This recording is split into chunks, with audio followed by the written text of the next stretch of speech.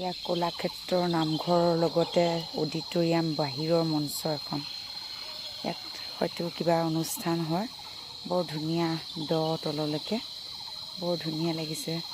চাৰিওফালে সেউজীয়া প্ৰকৃতিৰ বিনন্দীয়া ৰূপ। তাতে আকৌ মানুহৰ হাতৰ পৰশ লাগি সৃষ্টিৰ পৰশত এটা বেলেগ সৌন্দৰ্য প্ৰকাশ পাইছে। এয়া অতি সুন্দৰ পৰিৱেশ। ইমান ধুনীয়া শান্তি, গছ গছনি, চিৰসেউজীয়া পৃথিৱীৰ বুকুত কিমান যে আনন্দ সোমাই আছে।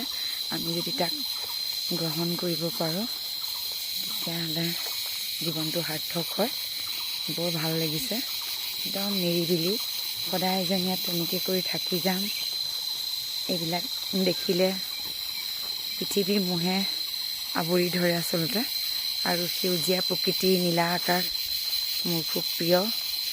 আকাশক মই মোৰ পিতাই, ধৰিত্ৰীক মই মোৰ আই বুলি ভাবোঁ, যাৰ ওপৰত থাকি পেলাই জন্মদাত্ৰী পিতৃ মাতৃৰ দ্বাৰা এই পৃথিৱীলৈ আহিব পাৰিলোঁ।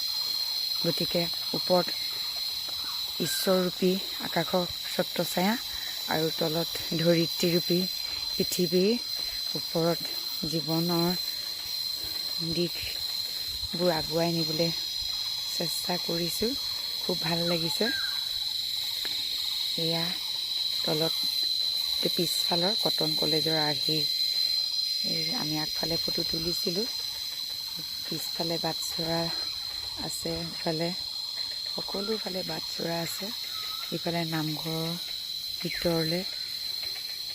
নামঘৰলৈ প্ৰৱেশ কৰিব পৰা এইটো বাটচ'ৰা এটা। এইটো বাটচ'ৰা দি আমি নামঘৰলৈ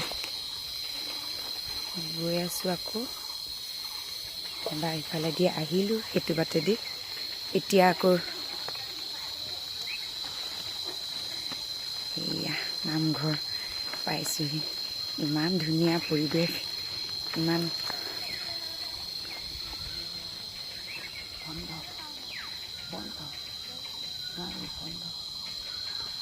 এয়া ঈশ্বৰ নামঘৰ। কিমান ধুনীয়া নামঘৰ জনা চাওকচোন। দেখিলে মনটো ভাল লাগি যায়, নহয়নে?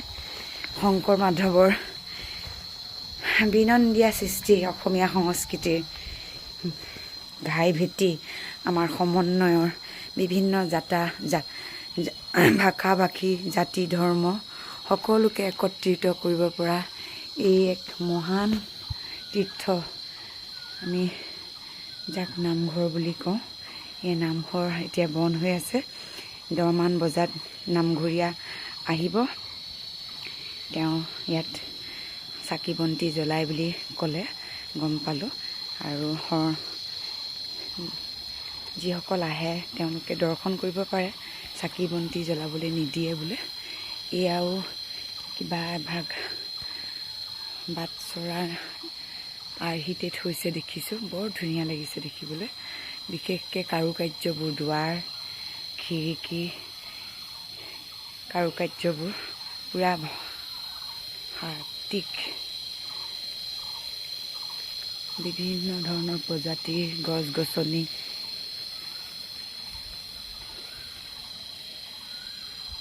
এইবোৰ কপৌ ফুল শুকালে শেষ হ'ল আৰু বহাগ গ'ল। এতিয়া গোটেই গছবোৰতে সেউজীয়া পাতে একেবাৰে বিনন্দীয়া।